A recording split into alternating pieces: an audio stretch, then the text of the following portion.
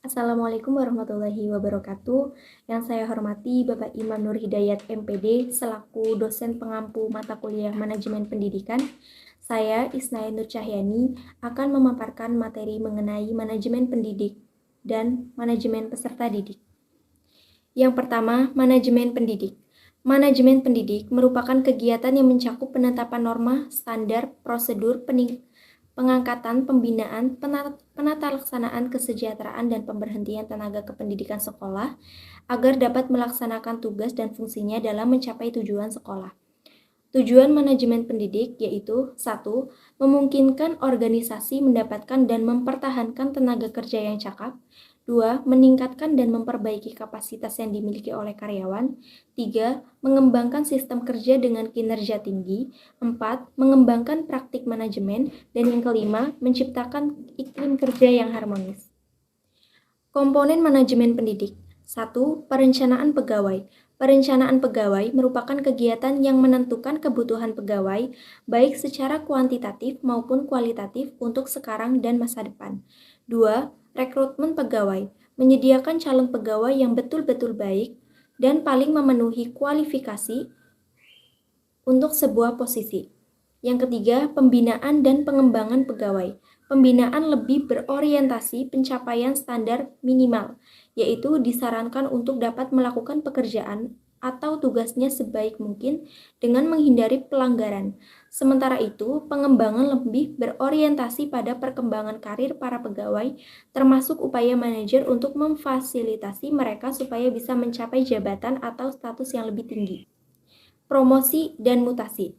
Perubahan kedudukan yang bersifat vertikal sehingga berimplikasi pada wewenang tanggung jawab dan penghasilan. Mutasi adalah pemindahan pegawai dari suatu jabatan ke jabatan lain. Yang kelima, pemberhentian pegawai. Ada batas tertentu yang dimiliki pegawai sehingga suatu ketika harus diberhentikan. Dan yang keenam, kompensasi. Kompensasi adalah balas jasa yang diberikan organisasi kepada pegawai yang dapat dinilai dengan uang dan memiliki kecenderungan diberikan secara tetap. Ketujuh, penilaian pegawai. Bagi para pegawai, penilaian berguna sebagai umpan balik berbagai hal, seperti kemampuan, keletihan, kekurangan, dan potensi yang pada gilirannya bermanfaat untuk menentukan tujuan jalur rencana dan pengembangan kerja. Yang B, manajemen peserta didik. Manajemen peserta didik adalah pupil personal administration, artinya layanan yang memusatkan perhatian pada pengaturan, pengawasan, dan pelayanan siswa di kelas dan di luar kelas, seperti pengenalan, pendaftaran, layanan individual, seperti keseluruhan kemampuan, minat, kebutuhan, sampai ia menjadi mantan di sekolah. Tujuan dari manajemen peserta didik ialah mengatur kegiatan-kegiatan peserta didik agar kegiatan tersebut menunjang proses pembelajaran di lembaga pendidikan atau sekolah. Tujuan khusus manajemen peserta didik adalah 1. Meningkatkan pengetahuan, keterampilan, dan psikomotor peserta didik. 2. Menyalurkan dan mengembangkan kemampuan umum atau kecerdasan, bakat, dan minat peserta didik. 3. Menyalurkan aspirasi, harapan, dan memenuhi kebutuhan peserta didik.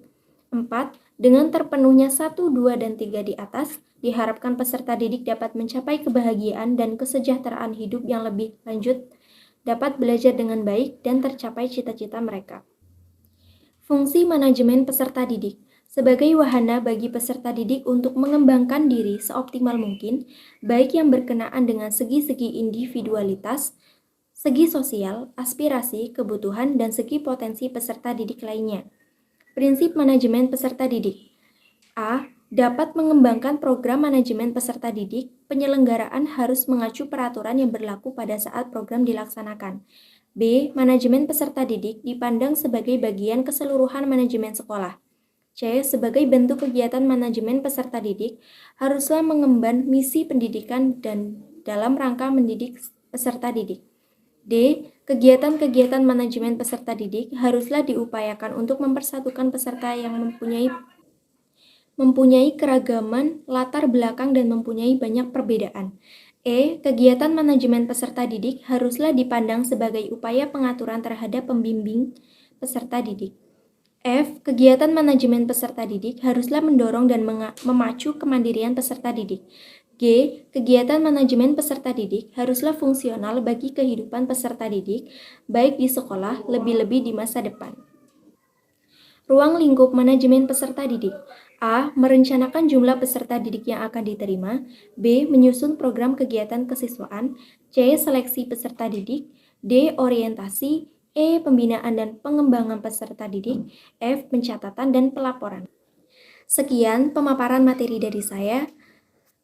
Mohon maaf apabila terdapat kesalahan dan tutur kata yang kurang berkenan. Wassalamualaikum warahmatullahi wabarakatuh.